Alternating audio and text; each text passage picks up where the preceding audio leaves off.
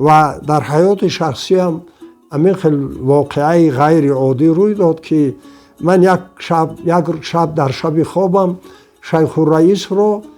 در همان صورتی که در صورت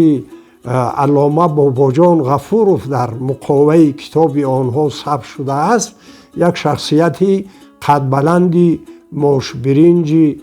چشم سیاه و ابرو سیاه با رخساره های برجسته که با نگاه تیز و هوشمندش به سوی من می نگریست و طیلسان وی در بالای کتفای او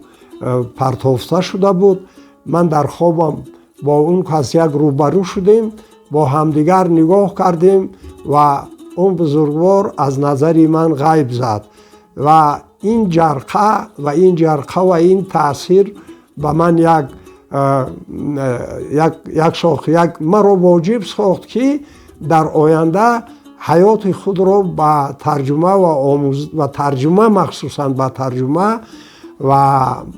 جمع آوری اصطلاحات علمی این بزرگوار ببخشم و میتوانم گویم که امسال من امکان ندارم با سببهای مخصوص، ولی سال آینده یک فرهنگ عربی، تاجیکی و روسی فلسفی و منطقی را که در پایه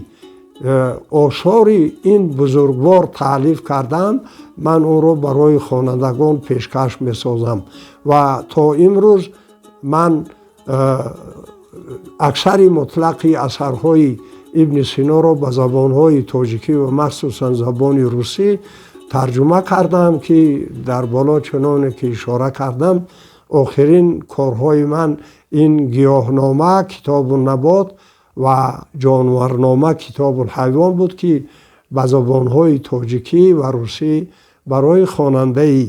گرامی تاجیک و خوانندگان و هواداران ابن سینا پیشکش کردم.